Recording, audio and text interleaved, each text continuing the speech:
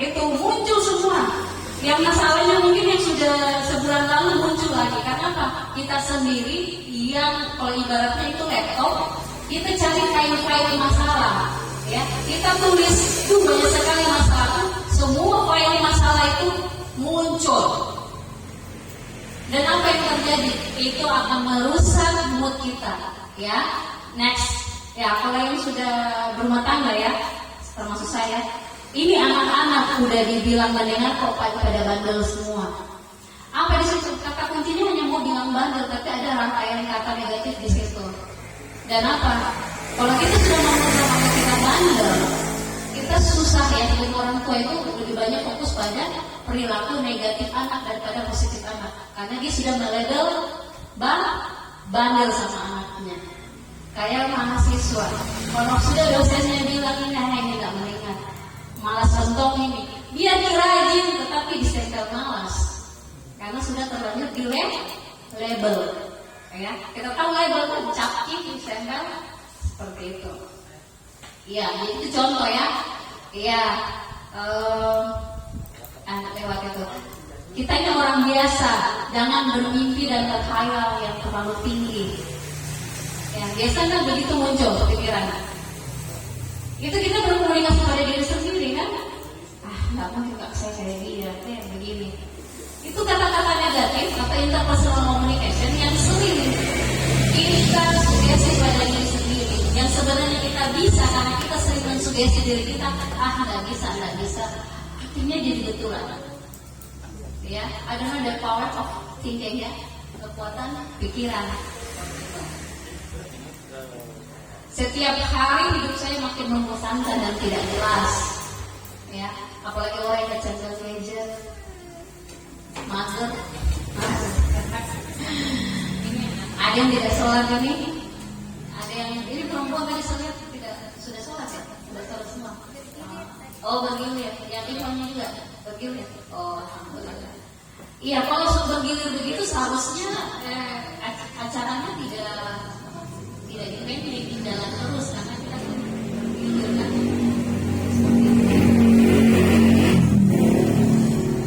Ya, masalah-masalah yang sering muncul ya pada usia-usia kalian, sudah ada rasa jatuh cinta, betul ya, rasa ketertarikan itu kan mulai pada masa-masa remaja. Nah sekarang kalian rata-rata umur berapa? 17 ke atas ya. Berarti sudah masa fase ketiga, berarti masuk pada tahap remaja menuju dewasa. Berarti sudah mulai menuju pada kematangan ya. Nah, kalau sudah kematangan begini, biasanya yang mudah drop itu ya, kebanyakan tuh yang terjadi bunuh diri itu pada masa-masa labil itu pada usia remaja. Ya, kalau fondasi agamanya tidak bagus dan dia merasakan namanya jatuh cinta, ya, dan putus, itu banyak yang melakukan bunuh diri karena sangat labil. Nah, tapi tidak menutup kemungkinan orang yang sudah dewasa juga bisa bunuh diri karena fondasi agamanya tidak kuat. Kemudian memusatkan perhatian pada hal-hal yang tidak dimiliki. Ini terjadi sama kita. Masalah ini, ya, ini masalah hati, penyakit hati itu, ya, masalah penyakit hati yang memusatkan perhatian pada hal-hal yang tidak dimiliki. Jadi pusatkan pada hal yang dimiliki, kita syukuri. Kalau kita bersyukur nanti Allah akan kasih, Allah akan tambah. Ya, semakin banyak bersyukur Allah akan berikan rezeki dari arah yang tak disangka. Kemudian ini masalah yang kebanyakannya anak-anak, membandingkan diri dengan orang lain. Ya, jangan selalu membandingkan diri dengan orang lain. Tapi justru jadikan orang lain sebagai motivasi. Beda membandingkan, beda orang lain itu menjadi motivasi. Kalau membandingkan, rata-rata kita mengkerdilkan diri sendiri, betul tidak? Ya, mengkerdilkan diri sendiri. Ya, kayaknya nggak ada slide ya.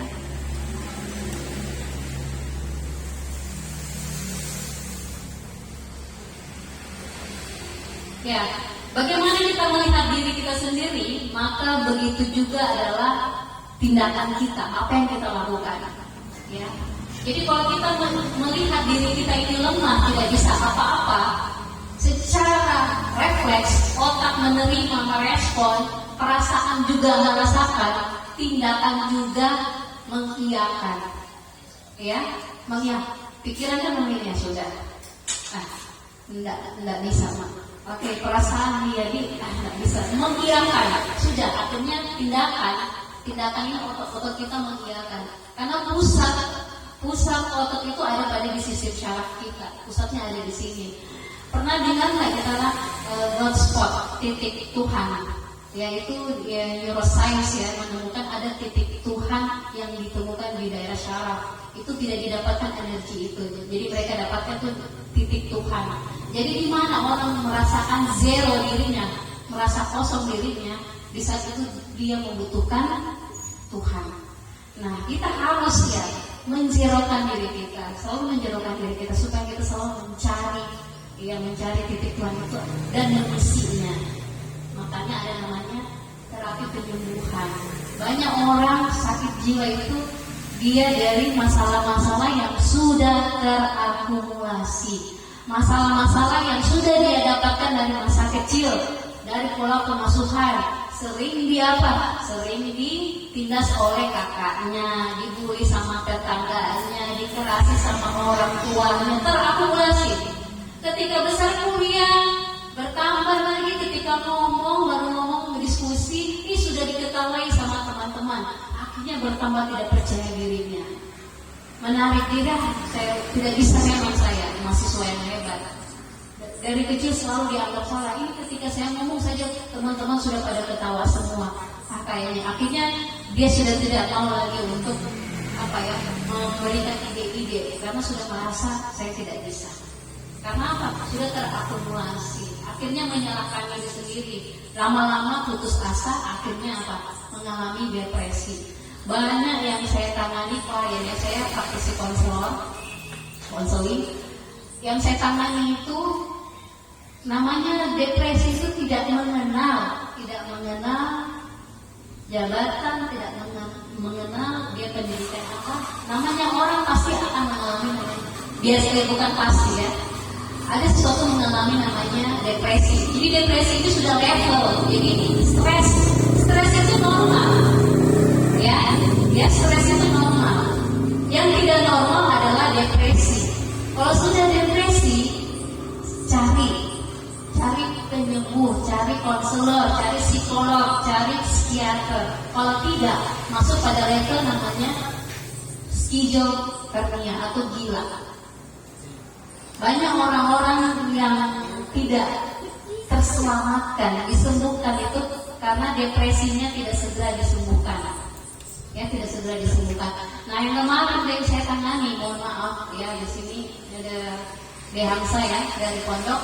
Itu pernah yang saya tangani anak yang habis 20 juz. Ya, tapi dia sempat dirawat di rumah sakit jiwa karena depresi. Depresinya bukan karena dia hafal Al-Quran, justru karena dia pengen menikah, orang tuanya pengen dia cepat kuliah, tetap kuliah. Karena jadi dia begini, ada harapan dan realita itu bertolak belakang. Harapannya dia kan paham agama, ya kan? Dia mau jaga hafalannya, dia pengen cepat nikah. Orang tua lain, kuliah dulu baru nikah. Akhirnya itu menjadi bumerang buat dia. Tidak diizinkan nikah. Apa yang terjadi? Sudah dia lakukan semua yang dilarang-larang, yang tidak pernah dia lakukan. Narkoba, pacaran, ya, rambutnya gondrong, sudah minum semua. Akhirnya dia kan kuliah di Jakarta, sampai dimasukkan di rumah sakit jiwa di Jakarta. Orang tuanya jemput, datang ke sini minta tolong ke saya. Saya ini belum pernah tangani orang yang keluar rumah sakit jiwa ya. Tapi karena mereka bilang ini anak pernah hafiz, dan saya yakin ya, orang yang pernah menjaga ayat-ayat Allah, saya yakin Allah pasti menjaganya. Meskipun sudah kepleset, tapi pasti saya yakin Allah akan kasih kembali. Saya terima. Tadinya saya menolak karena saya belum pernah terima klien yang sudah gila ya, belum pernah. Ya, sudah tapi Karena dulu katanya Hafiz, sudah saya bismillah. Apa yang terjadi? Saya ketemu di sana itu saya langsung diceramahi. Karena dia kan anak santri, jadi itu ngomong sendiri itu dia semua lapaskan ayat-ayat sambil ceramah. Tetapi dia sholatnya itu sudah melebihi dari 5 waktu. Kalau tidak lagi sholat sampai berhari-hari tidak sholat.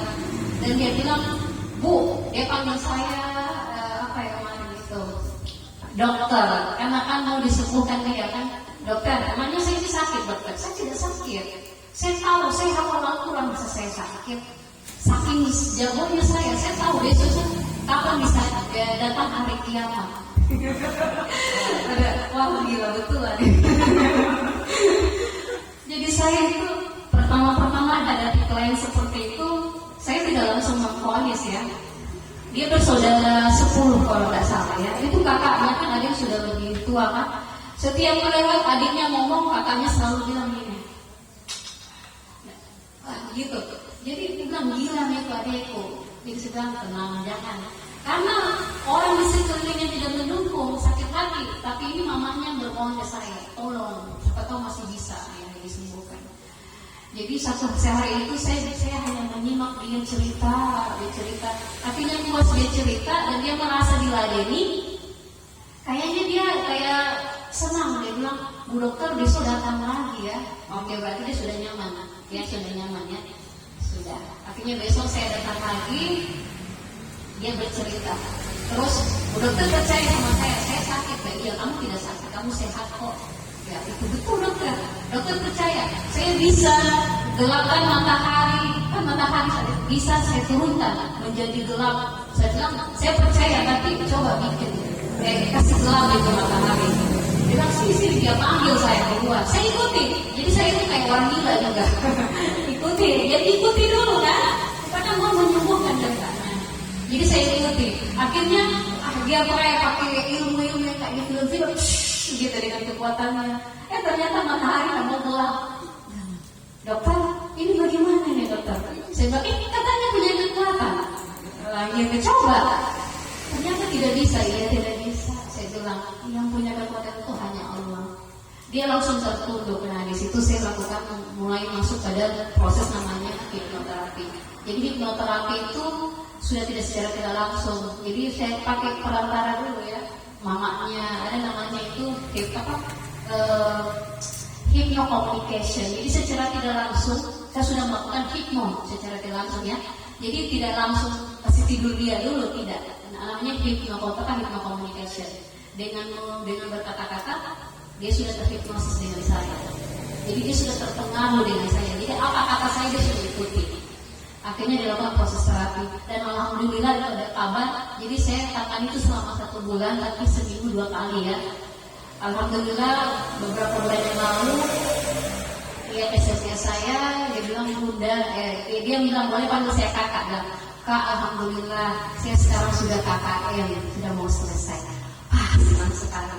Jadi kita sebagai seorang konselor ya, itu kesembuhan seorang klien itu kebahagiaan tersendiri ya. Orang yang sudah kalau kakak-kakaknya sudah berputus asa, bahkan mau dikirim ke rumah sakit jiwa lagi yang didadi, mamanya bilang ini anakku tidak gila, kasihan dia Hafiz ya. Tidak tahu dapat dari mana ini mau utang saya, minta tolong ke saya. Karena bilang Hafiz, saya memberanikan diri karena orang yang dinyatakan sudah gila. Ya. Tapi kalau bukan Hafiz mungkin saya tidak berani, karena saya yakin Hafiz itu ada jaminan Allah ya terhadap mereka.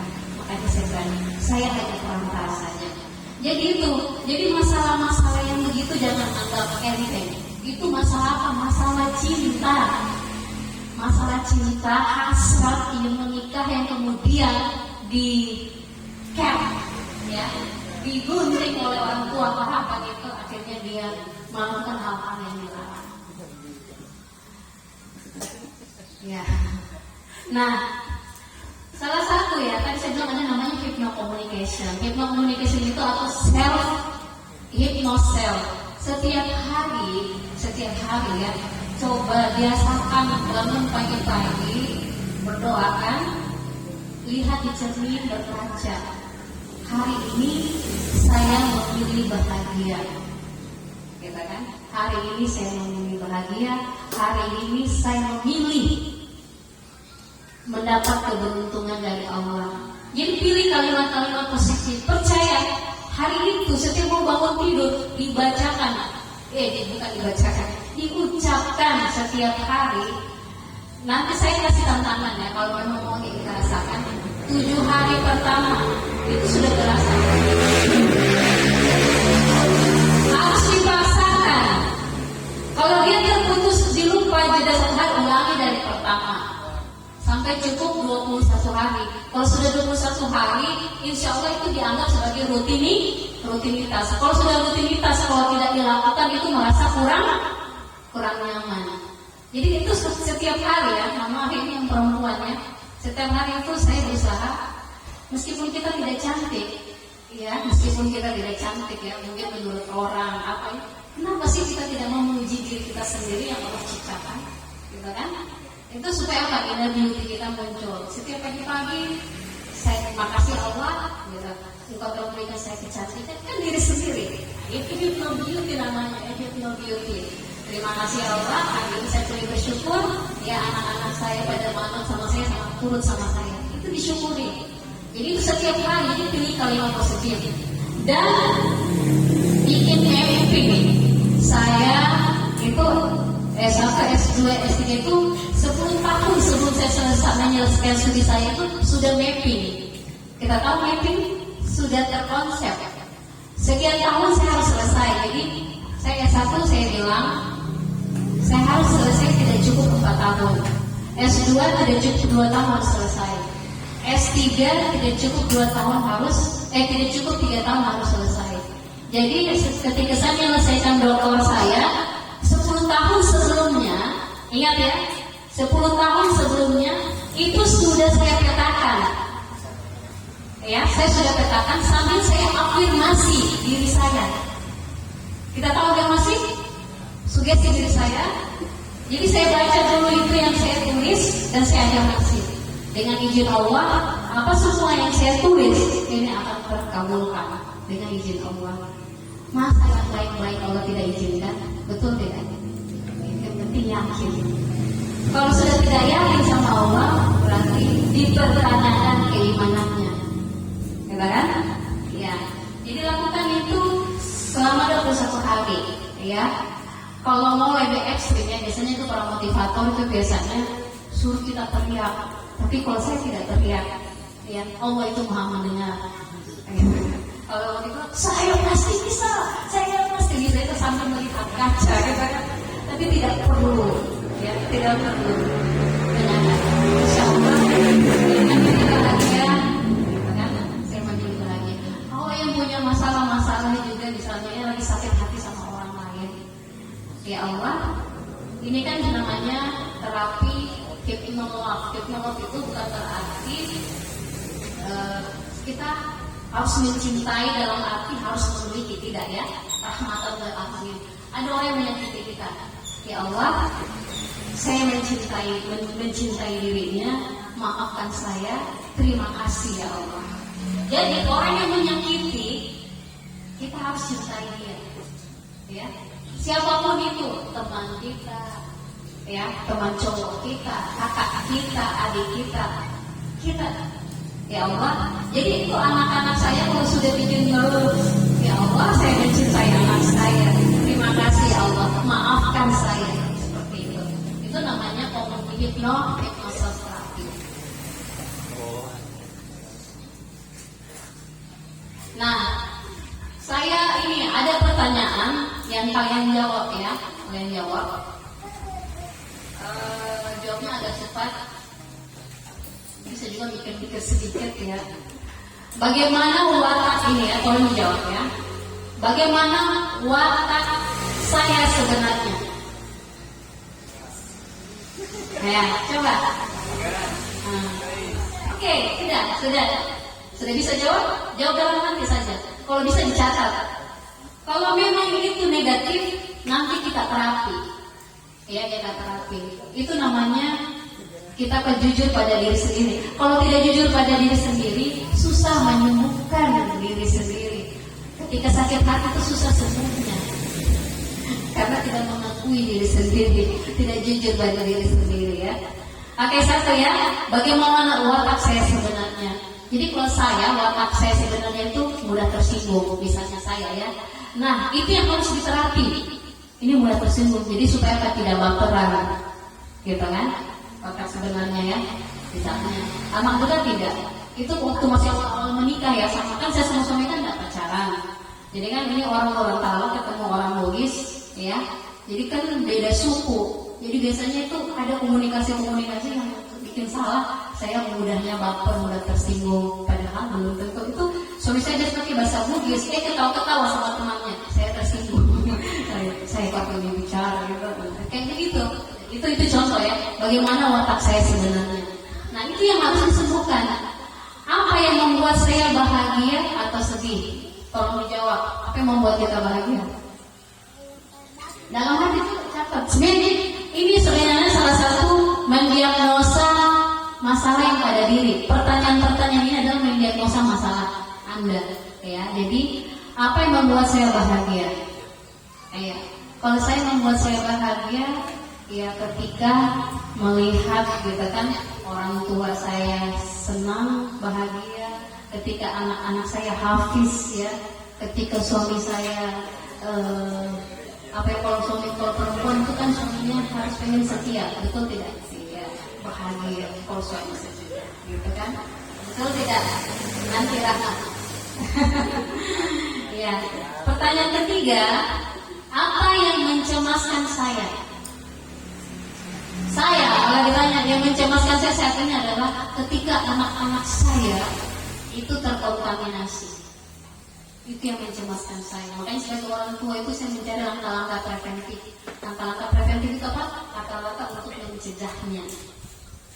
Terus pertanyaan berikut, bagaimana orang lain memandang saya? Bagaimana orang lain memandang saya? Nah ini contoh saya. Orang lain memandang saya, menurut mereka saya lembut, katanya, ya lembut ya. Padahal aslinya di rumah suka marah-marah sama anak-anak. Ya. Kemudian apakah mereka membenci atau menyukai saya? Iya, rata-rata alhamdulillah menyukai saya. Nanti kalau kalian jawabnya ada yang tidak menyukai saya, siapa itu? Teman dekat. Kemungkinan bisa terjadi persaingan misal. Ya, kalau masih muda-muda begini kan, harus jawabannya real. Pernah nggak ada orang yang tidak menyukai Anda? Kalau saya pernah ada beberapa tahun lalu. Itu bos saya, karena saya menggunakan jilbab, ya, menggunakan jilbab waktu bekerja. Dulu kan saya kan kerjanya itu sebelum saya menyelesaikan kuliah, saya itu sudah mandiri ya. Saya sebagai sebagai buruh di sebuah pabrik ya. Di situ mayoritas Kristen karena daerah Manado. Itu saya pakai jilbab sedikit keluarnya minta izin sholat, ya. Nah kalau kita sholat kan kalau namanya perusahaan 5 menit tidak kerja mereka recovery-nya mereka, hasil akhirnya mereka rugi. Ya, bayangkan kalau ada berapa buruh yang keluar sholat berarti ada berapa kerugian mereka. Jadi bilang kalau kamu sholat berapa kali, berapa ratusan juta perusahaan rugi gara-gara kamu. Nah itu pernah itu sampai saya mau dipecat saat itu ya. Waktu itu saya mau dipecat, saya bilang kalau mau dipecat kasih surat pemecatannya saya dan saya minta pasangan saya dan mereka tidak mau kasih pasangan saya. Kalau begitu, saya tidak mau tanda tangannya untuk berhenti. Saya minta dipecat. Mereka minta paksa saya untuk berhenti. Saya tidak mau berhenti. Saya masih mau bekerja. Tapi saya minta hak saya sebagai warga negara yang beragama, saya mau sholat. Sampai dipanggil di atas. Alhamdulillah tidak dipecat. Saya bersikeras. Jadi hal-hal yang sangat prinsip saya itu begitu tegas ya, saya begitu tegas. Nah kemudian pertanyaan berikut, bagaimana pandangan mereka tentang penampilan saya? Bagaimana? Pernah ada yang mengomentari penampilan? Ya. Pertanyaan selanjutnya, apakah saya orang yang cantik atau jelek? Apakah kalau saya tanya saya cantik, ya saya cantik kalau saya pada diri sendiri, ya Allah ciptakan, masa bersyukur begitu kan? Tapi jangan dipublikasikan. Ini contoh pertanyaan. Kalaupun kita merasa saya jelek, kenapa jelek? Mata saya cipir. Ya. Jadi jawab sesuai dengan rasa ya. Kalau kita merasa diri kita jelek berarti ada masalah, berarti kita kurang percaya. Kalau kita nanti jawabnya jelek, berarti kita apa? Tidak percaya diri. Itu maksudnya ya? Ya, itu maksudnya. Apakah tubuh saya kuat atau lemah? Itu pertanyaan.